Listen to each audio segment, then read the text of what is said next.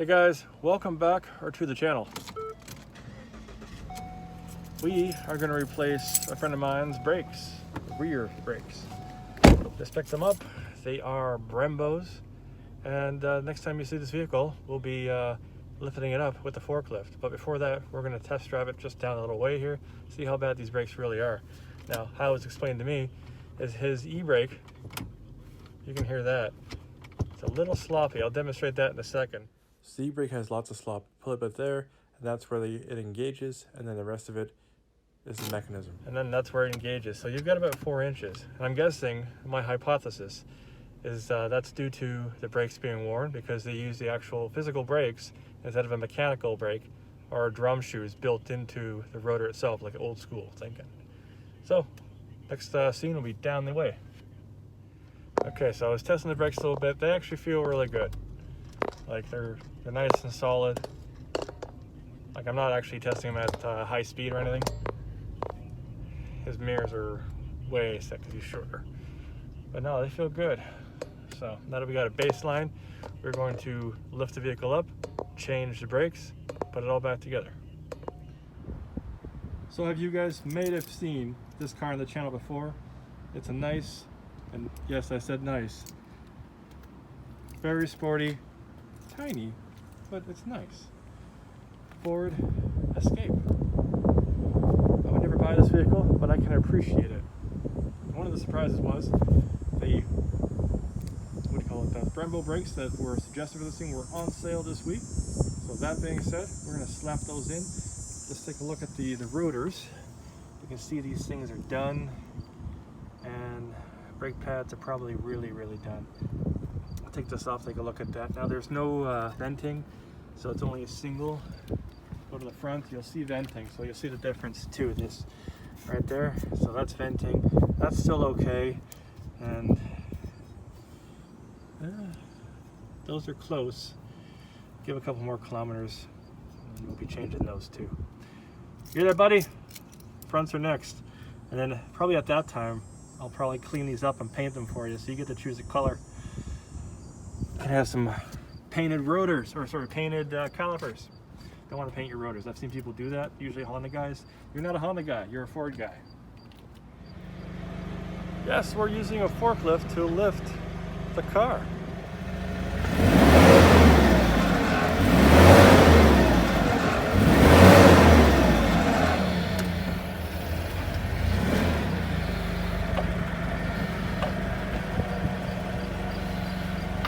When you do this, you want to make sure you shock the wheels. There's a scooter there. That's not nice.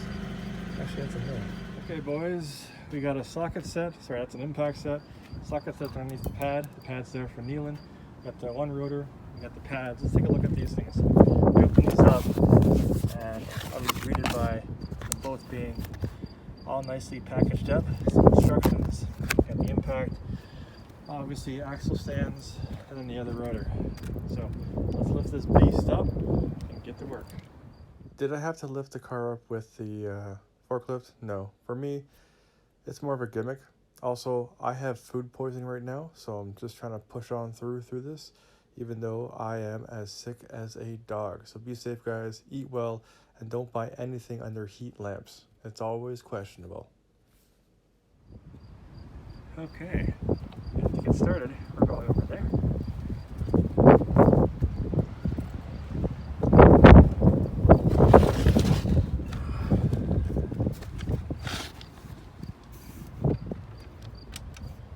We will start first by removing the rim. It's a good idea to use lug nuts to keep the rotor in place. Before we get into decompressing the caliper, it's always a good idea to open the reservoir for the brake fluid.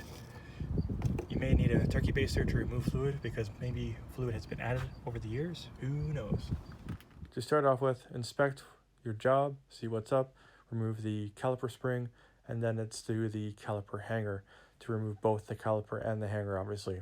Now there's 2 bolts on the far side of this. One you'll have no problem getting to on the bottom. The top one will be a little bit more difficult. Now you don't see me using a torque wrench to remove the bolts because you don't do that. You use a breaker bar, but I use two wrenches together in tandem to break the bolts free. Now, that all being said, when you're putting this all back together to torque everything in proper spec, which is about 70 foot-pounds of torque for both bolts, you won't be able to reach the top one with the torque wrench. So what I do is I torque the bottom one and then use the 2 wrenches in tandem again to tighten it up together. Now make sure when you're putting on the rotor to always use brake clean. Now we're going to reassemble, starting with the rotor, and we have the 2 screws in the order that they came in, from the bottom and top. Before that, we're going to decompress the caliper, which we tied off up top here so it doesn't fall, and stretch out the brake lines, and then put everything back to torque spec. That includes these 2 bolts, and that includes all the lug nuts. So be sure to check your vehicle's torque specs. Use anti-seize on the back side of the rotor, and then start clamping the single piston caliper down to allow us to install the brake pads in the place of the original position. Now we are going to open up our pads.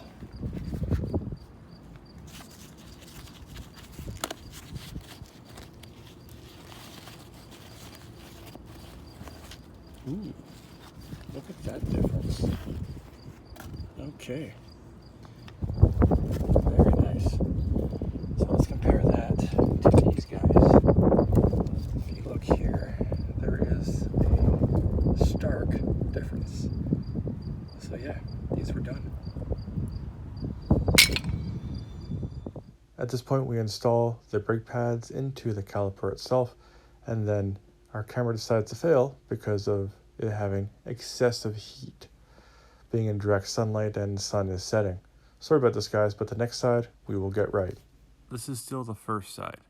Now, I actually forgot that I did this, but I went back in time and I undid everything to redo everything to recapture the video. So here you have me tightening down the caliper hanger bolts, both the top and bottom, and they go to 70 foot-pounds of torque. I've said this a few times, it's very important. This is standard specifications from the manufacturer. So there's 2 bolts, one right up top here. As you can see, it's hard to get to. It's even hard to get on camera. The second one is right here. And then you saw me compress the caliper with the C-clamp. The other way to do it is to pull off this and put the bleeder, but this runs the chance of your system getting air into it. So I just use the C-clamp method, and it pushes it back. Now, incidentally enough, Audis, with their German engineering, nothing wrong with that, but they need a computer to pull the calipers back, which prevents guys like me to work on them. So now we're gonna go to the other side, and we'll do that without interruption, I hope, because the sun was setting off my temperature threshold on the camera. I just want to take the opportunity right now to apologize for the poor cameraman workmanship. I've been having difficulty fighting with the temperature sensor on the camera itself, and that's caused me to have some issues. Now, I lubricated with anti-seize the top and bottom slider. I also used a giant C-clamp to compress the caliper piston, the single caliper piston. That's the C-clamp right there. And then I put anti-seize on axle studs. Speaking of axle studs, you can put the lug nuts onto the axle studs and you'll keep the rotor in place when you're doing the brake job. Now that this is complete, it's time to install the rim. And when we torque these lug nuts down, we'll be torquing them to 100 foot-pounds. And you want to do this in a star pattern, and you want to check this after 200 kilometers. And I use the forklift to kind of just brace the vehicle just in case, you know, safety first. And we'll put this rotor on, and I'll do this video again in a nice, smooth, continuous movie. As we take the forklift away, we get to removing the rim, and this is the brake system before we got to it, and this is the brake system after with the new rotor and new pads. A shot of the entire work area just because. And now here we are to removing the rotor itself, take away the caliper spring, and then we remove the 2 back caliper hanger bolts. And I always put them in the same order as I take them off. I lubricate them with anti-seize, and again, they are 70 foot-pounds of torque. The The upper bolt of this is much more difficult than the lower one. You can just get to it with a impact wrench. And now we have everything off. It's time to install it all back together. Now I'm using my giant C-clamp to compress the brake piston. Here what I like to do is I compress it a little bit, and then I let off, loosen it all up, and then compress it a little bit, let off, loosen it all up. And I do this gingerly, repeatedly over and over and over again until the piston is gently forced and reseated back into the single piston caliper. If you have a dual, I just take a wrench and put it right across the caliper itself. So the best procedure I've noticed and seen over time is to tighten, then let off, then tighten again, then let off. It can be quite monotonous, but sooner or later the piston will slide right down, and you will have room to put your pads in and get your rotor and all that stuff. So now we're going to get the rotor, clean it up, and then we're going to install it on here, put some anti-seize on this, put some anti-seize on these parts for the sliders, and obviously install the brake pads, put it all together, tighten it down, and then we'll be testing the brakes, which before you even start, you want to hit the brake pedal, not the gas, the brake pedal, a couple times to build up pressure. Time for reassembly. Anti-seize onto the hub to prevent rust fusion, then clean up the rotor, insert the rotor, pads go into place just for easy access there. I lubricate the sliders with anti-seize, and then I put the caliper and the caliper hanger back into place using the caliper hanger bolts. Now this is where it gets a bit difficult. I put in the bottom one first so I have proper alignment and centering, and then the top one takes a bit more time to get to.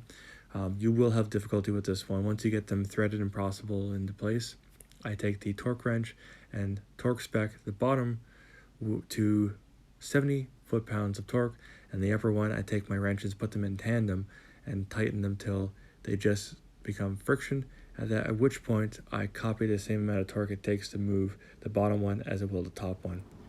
Alrighty, so we're done. And now one thing you can do, like look here, hasn't been bedded yet, but one thing that you are able to do is if you have these right here, this is what they look like now. You can see one's a little thicker than the other, kind of unevenly worn. They're not even worn properly. Anyways, that could be other issues, but there's only one caliper, so that could probably be it. Keep these pieces. Then what you do, if you have your buddy nearby or whatever, get out of your vehicle and just toss them underneath his vehicle. And be like, dude, your caliper, the pads just fell out. Holy! And it'll probably freak him out. But all that being said, and yes, I have found pads in the middle of a parking lot. So I got a bunch of stuff to clean up. We're gonna put all this stuff away, and then we're gonna do the test drive and get these things. We're not gonna bed them in. I'll leave that for the next part of the video, but we'll get them all pressured up and ready to be bedded in. Now, time for everybody's favorite part of every job, cleaning up. This is where we put all our tools back where they're supposed to go, which is usually just thrown in the back of a pickup truck and going home. But make sure you put everything back where you got it from, and that way, when you need it again, you'll be able to find it.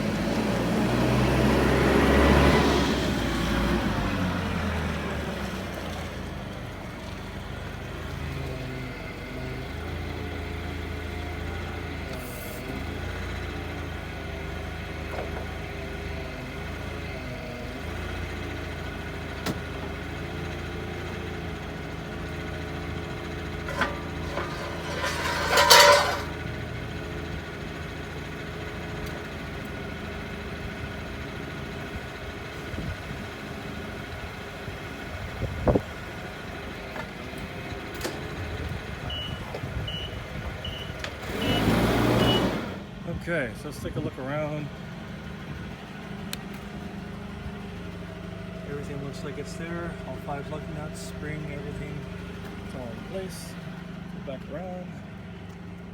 Again, spring, all 5 lug nuts, both pads, everything's there. Good. Nothing's around the truck. Yes, I called it a truck. But our fluid's gone back up. That's normal. Didn't go up all that much, so that's great. Alrighty, so we're back. Everything is good. I checked over the car and made sure I didn't leave any tools behind. We're gonna be going over the process of bedding in the brakes. We're not gonna actually do it because I don't have time tonight. It's already 8 o'clock. I had some trouble with the camera. And I was checking out the e-brake, and it's like, you pull on it. I'm just gonna flip the camera. You'd pull it here, and it would be like, it would come out to about here, and then it would be engaging like this. But now, it's immediate. So that's good. That's what I expected. Now that we've installed our new rotors and pads, sometimes calipers, depending on what kind of condition they're in. These ones were exceptionally nice and clean. 2015, not so bad, even though Canadian driving. Bedding in your rotors is a very important process. It's an industry term, which basically says we're going to get your brakes up to operating temperature, and that way everything seats into their natural position. Most people just slap in a set of rotors, don't even bother cleaning off the mineral oils so they don't rust in the shelves, and then you get a bit of gloss on your pads, and all of a sudden you don't have as much braking power as you did before you changed all of that. So bedding in your rotors and installing them properly are both very important and should work together. Now when you bed in your rotors, you have them wear in to a nice even surface, and it gives you a better wear over time, which is very important for the longevity of your braking system. Now, it's as easy as in 2 steps. The first step, 4 to 5 accelerations to 45 miles per hour or 70 kilometers, depending where you are, and then a nice medium controlled stop.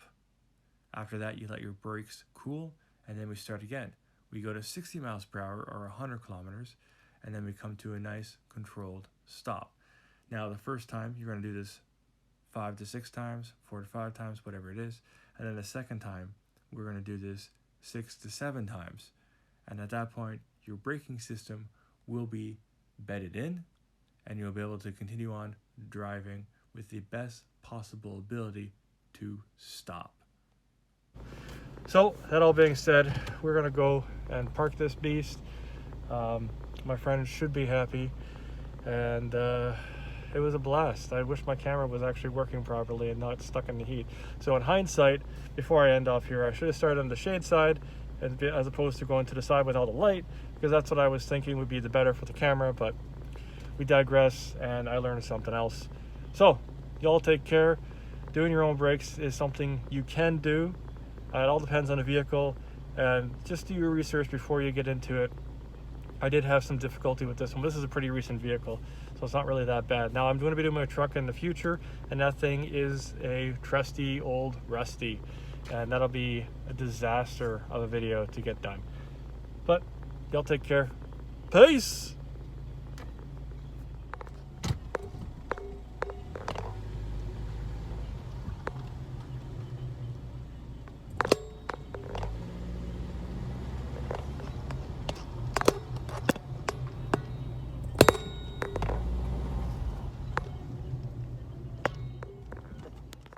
During the video, I didn't have the chance to demonstrate to you how to properly use a torque wrench. This is what they typically look like. This is not an expensive one, but it's not inexpensive either. It's your Mastercraft Maximum, and this is your impact socket set. You can typically tell because as an industry standard, they are painted black. Now you just snap it on there, and this torque wrench is set to 90 foot-pounds of torque. The caliper hangers are at 70, and the lug nuts are 100 foot-pounds. And basically it's lefty-loosey, righty-tighty, so you set it to right-hand turn, and then when you hear the tick, that means the torque wrench is tight. Now we're just going to slap this on the wheel here, and oh, it won't fit. Okay, this means we need an extension. We're back with the extension. Now, an idea for you guys to know is that every time you put an extension on, you have to apply more torque. So, just a couple tips and tricks. Do you want to hear? This is for your air filters. Okay. If you ever switch this out to the high flow Canon air filter, that gives you that throaty sound when you put the Okay, when are we doing it? Whenever you want. I can do it over here. Yeah, over here would be great. It lets people know that you're proud of your vehicle. You've got Brembos on it, at least the back half. Of course. We'll do the front soon. And then boom, you have 5 extra braking horsepower. What's that braking horsepower? Like it's I'm usually just making word stuff up. Yeah, that's like acceleration only. Well, this is for stopping your vehicle. So Really? I thought brakes should do actually- something else.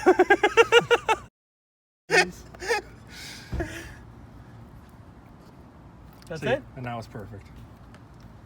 Awesome. There we go.